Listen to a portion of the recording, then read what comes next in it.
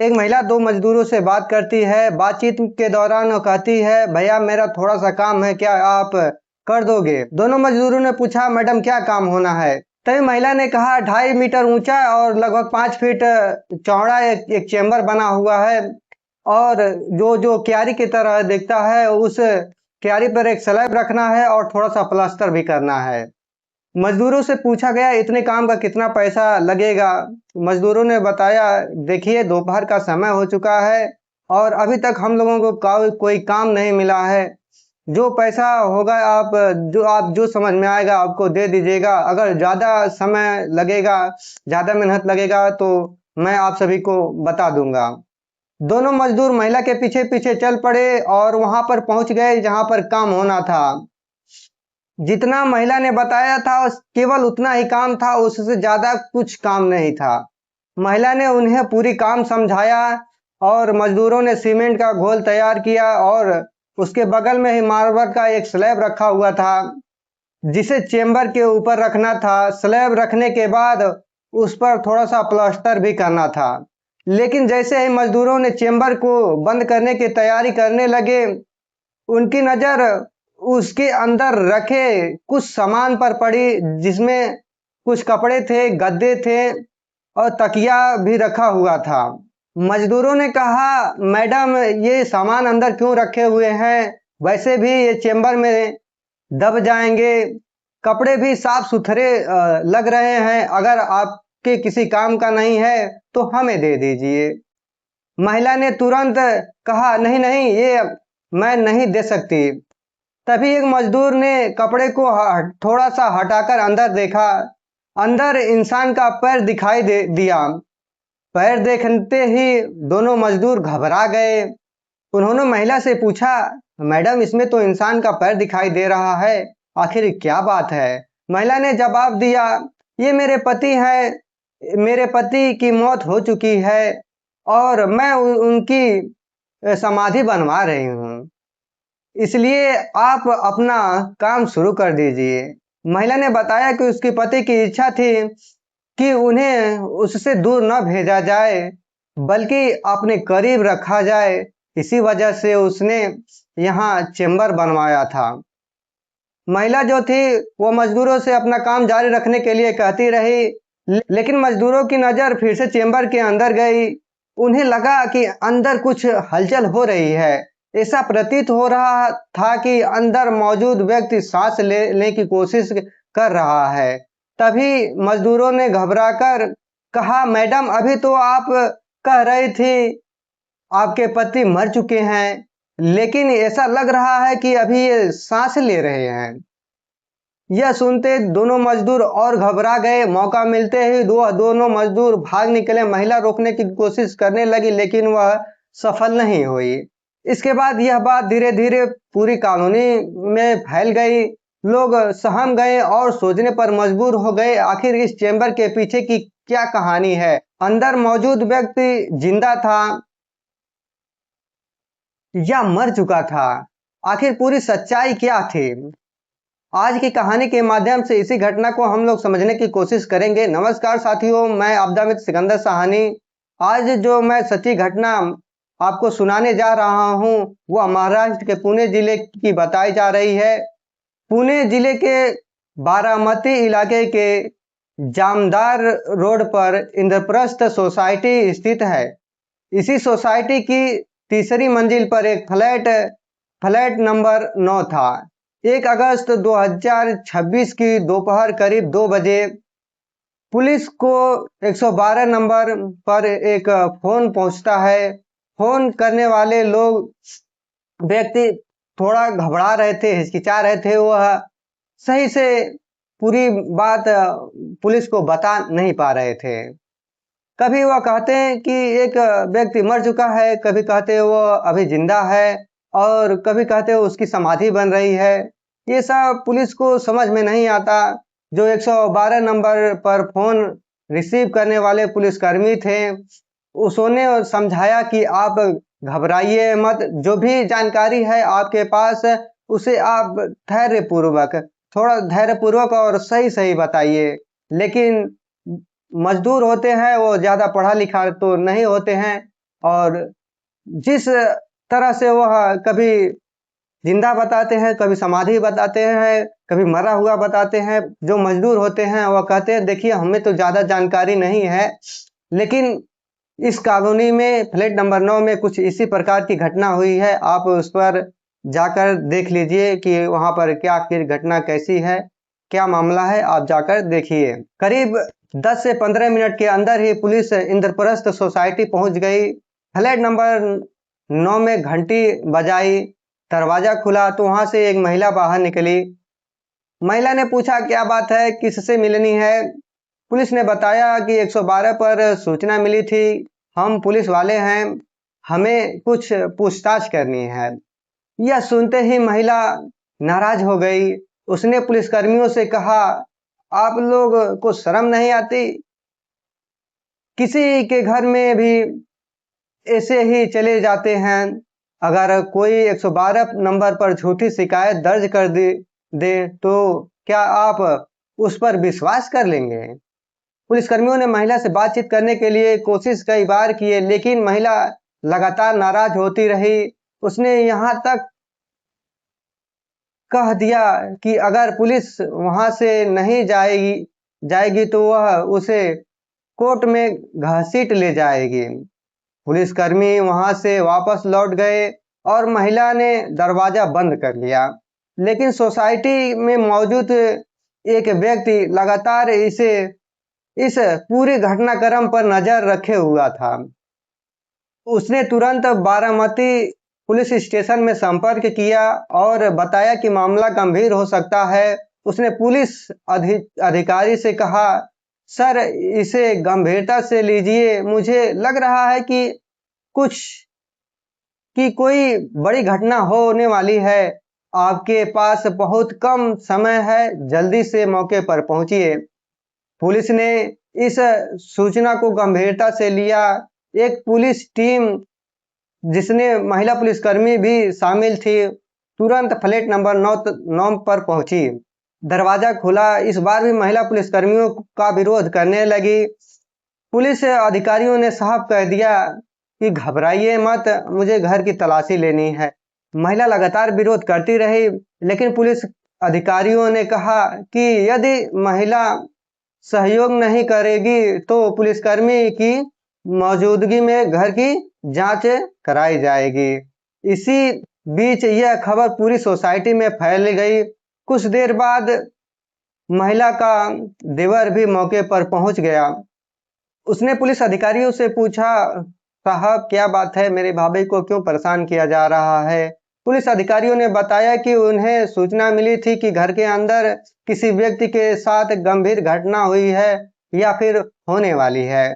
देवर ने अपने भाभी की तरफ देखा और कहा भाभी घर दिखाने में क्या परेशानी है। अगर आपने कुछ नहीं किया है तो पुलिसकर्मी को जांच करने दीजिए। आखिरकार महिला को पुलिस को घर दिखाना पड़ा। महिला ने पुलिस को बताया कि घर में उसका पति भी रहता है, लेकिन वह फिलहाल बाहर गया हुआ है। उसने यह भी बताया कि सास की तबीयत खराब है और वह आराम कर रही है। पुलिस ने घर की तलाशी लेना शुरू किया। एक कमरे में एक बुजुर्ग महिला लेटी हुई दिखाई दी, जिसके बाद पुलिस दूसरे कमरे में पहुंच गई। वहां जो दृश्य सामने आया उसने सबको चौंका दिया। एक व्यक्ति जमीन पर औंधे मुंह पड़ा हुआ था, उसके सिर पर चोट लगी हुई थी और खून भी दिखाई दे रहा था। पास में एक भारी वस्तु पड़ी हुई थी। पुलिस ने उस व्यक्ति को जगाने की कोशिश की और उससे बात करने की कोशिश की, लेकिन उसे होश नहीं था। तुरंत एम्बुलेंस बुलाई गई और घायल व्यक्ति को अस्पताल भेजा गया। अब पुलिस जो है परिवार से पूछताछ करने की कोशिश करने लगी। पता चला कि जो घायल व्यक्ति है वह महिला का पति है और उसके 2 बच्चे भी थे, लेकिन उस समय वह घर पर नहीं थे। पुलिस ने मामले की जांच करना शुरू कर दी। घायल व्यक्ति को 1 अगस्त को अस्पताल में भर्ती कराया गया था। कुछ दिन बाद 4 अगस्त के आसपास उसे होश आ गया। पुलिस ने उससे पूछा, आपके साथ क्या हुआ था? आ, आपके सिर पर चोट कैसे लगी? उस व्यक्ति ने बताया कि उसकी पत्नी उस पर हमला की थी। उसने यह भी दावा किया कि उस समय एक व्यक्ति वहां पर और मौजूद था। यह बताते हुए वह भावुक हो गया और रोने लगा। पुलिस ने उसे शांत कराया और कहा कि पूरे मामले की जांच की जाएगी। जांच में सामने आया कि घायल व्यक्ति का नाम प्रवीण प्रकाश जगताप था और उसकी उम्र करीब 41 वर्ष बताई गई थी। वह एक कंपनी में इंजीनियर के तौर पर काम कर रहा था। करीब 10 साल पहले उनकी शादी हुई थी। शर्मिला जगपत नाम की एक महिला से हुई थी और बताया गया कि महिला बी फार्मा की पढ़ाई कर चुकी थी। शादी के बाद उसके 2 बच्चे भी हुए और बच्चों की देखभाल के कारण महिला ने नौकरी छोड़ दी। पुलिस के अनुसार महिला ने बाद में दोबारा नौकरी करने की इच्छा जताई। आरोप यह है कि पति इसके लिए तैयार नहीं था और इसी बात को लेकर दोनों के बीच अक्सर विवाद बढ़ता रहता था। समय के साथ विवाद और बढ़ने लगा। पुलिस की जांच में यह भी सामने आया कि कथित रूप से महिला ने अपने पति को रास्ते से हटाने की योजना बनाई। बताया जाता है कि 13 और 14 जुलाई को भी उसने पति पर हमला करने की कोशिश की थी। हालांकि उस समय उसकी कोशिश जो सफल नहीं हो पाई थी। इसके बाद महिला ने कथित तौर पर एक अलग योजना बनाई। उसने अपने पति से कहा कि बालकनी में थोड़ा जगह खाली है, वहां पौधे लगाने के लिए एक छोटी सी क्यारी या चेम्बर बनवा लिया जाए। तो पति ने इस बात पर आपत्ति नहीं की। इसके बाद बालकनी में करीब 2.5 फुट ऊंचा और 5 फीट चौड़ा चेम्बर बनवा दिया गया। पति को इस बात का अंदाजा नहीं था कि आगे इसी चेम्बर का इस्तेमाल किस उद्देश्य से किया जाने वाला है। 31 जुलाई और 1 अगस्त की रात को घटना ने कथित तौर पर एक गंभीर रूप ले लिया। बताया जाता है कि महिला ने पहले अपने बच्चों को मायके भेज दिए और घर में उसकी सास और पति मौजूद थे। पुलिस के जांच के अनुसार महिला ने कथित तौर पर अपनी सास को और पति को नशीली दवा दी थी। इसके बाद पति के बेहोश होने पर उस पर हमला किया गया था। इस हमले में उसके सिर पर गंभीर चोटें आई थी और वह बेहोश हो गया। महिला ने उसे चादर में लपेटा और पहले से बनाए चेम्बर में रख दिया। उसके ऊपर गद्दा, तकिया और कपड़े रख दिए। महिला ने चेम्बर को बंद करने के लिए पहले से एक भारी मार्बल स्लैब भी मंगवाया रखा था, लेकिन वह स्लैब वह अकेले उठाकर नहीं रख पा रही थी। यहीं से कहानी में एक नया मोड़ सामने आता है। 1 अगस्त 2026 की दोपहर महिला ने 2 मजदूरों को बुलाया। उसने उन्हें बताया कि चेम्बर के ऊपर स्लैब रखना है और थोड़ा प्लास्टर करना है। मजदूर जो थे वहां पर पहुंचे और काम शुरू कर दिया। जब उन्होंने चेम्बर के अंदर कपड़े और अन्य सामान देखा तो उन्होंने महिला से कपड़े मांग लिए, लेकिन जो महिला थी वह कपड़े देने से साफ साफ मना कर दिया। इसी दौरान एक मजदूर ने कपड़े को थोड़ा हटाया और उसे इंसान का पैर दिखा। मजदूरों ने सवाल किया तो महिला ने कहा उसके पति की मौत हो चुकी है और वह उसी की समाधि बनवा रही है। लेकिन मजदूरों को कुछ ठीक नहीं लगा तो उन्होंने चेम्बर के अंदर दोबारा देखा तो उन्हें ऐसा लगा कि अंदर कोई व्यक्ति मौजूद है और हलचल कर रहा है। यानी जिस व्यक्ति को महिला मृत समझ रही थी वो उसके जिंदा होने की संभावना थी। उसके बाद दोनों मजदूर डर गए और वहां से भाग निकले। उन्होंने पुलिस को सूचना देने की कोशिश की। शुरुआती में 112 नंबर पर पहुंची सूचना को लेकर भ्रम की स्थिति बनी रही, लेकिन बाद में पुलिस के वरिष्ठ अधिकारी तक मामला पहुंचा और उन्होंने इसे गंभीरता से लिया। जांच आगे बढ़ी तो पुलिस को महिला पर शक हुआ। पुलिस ने महिला से पूछताछ की शुरुआत की तो कथित तौर पर कई बात सामने आई। 13 और 14 जुलाई की घटना को लेकर भी जांच की गई और मौके से एक और कुल्हाड़ी जैसी वस्तु मिलने की सामने आई। हालांकि मामले से जुड़े कई पहलुओं की जांच अभी बाकी है। सबसे अहम बात यह थी कि घायल पति को होश आ चुका था और वह अपनी पत्नी के खिलाफ गंभीर आरोप लगा रहा था। वह बार बार इस बात का जिक्र कर रहा था कि उसकी पत्नी के साथ कोई और व्यक्ति भी मौजूद था। उस व्यक्ति की भूमिका क्या थी और वास्तव में वहां कोई दूसरा व्यक्ति मौजूद था या नहीं, यह जांच का विषय है। पुलिस ने इस महिला को गिरफ्तार कर लिया और बाद में उसे जेल भेज दिया। 5 अगस्त 2026 को घायल व्यक्ति के पिता के शिकायत के आधार पर एक एफआईआर दर्ज की जाने की बात सामने आई। इस घटना ने पूरे इलाके और पूरे सोसाइटी में सनसनी फैला दी। लोगों ने यह सोचने पर मजबूर हो गए कि आखिर में ऐसा क्या हुआ था कि एक महिला ने कथित तौर पर अपने ही पति को इस तरह से नुकसान पहुंचाने की योजना बनाई थी। क्या वजह सिर्फ पति पत्नी के बीच का विवाद था? क्या नौकरी को लेकर दोनों के बीच तनाव था या इस मामले के पीछे कोई और वजह हो सकती है? इन सभी सवालों का जवाब पुलिस की जांच पूरी होने के बाद ही स्पष्ट हो सकेगा।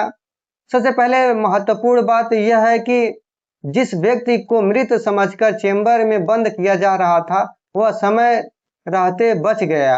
अगर मजदूरों को अंदर कुछ संदिग्ध नहीं दिखाई देता तो और सोसाइटी का एक व्यक्ति पुलिस को दोबारा सूचना नहीं देता तो यह परिणाम जो था बेहद गंभीर हो सकता था। इस पूरे घटनाक्रम को बताने का उद्देश्य किसी को परेशान करना नहीं है और आप सभी को सतर्क करना है और एक तरह से समझ लीजिए कि जागरूकता फैलाना है। इस घटनाक्रम की कहानी को सुनकर आपका क्या राय है कमेंट बॉक्स में जरूर बताइएगा और इसी तरह से वीडियो देखने के लिए हमारे चैनल को सब्सक्राइब कर हमें हौसला जरूर बढ़ाइएगा। अगर जो फेसबुक पर देख रहे हैं तो हमारे पेज को जरूर फॉलो कीजिएगा। चलिए मिलते हैं अगली वीडियो में किसी अगली टॉपिक के साथ। तब तक के लिए जय हिंद, जय भारत।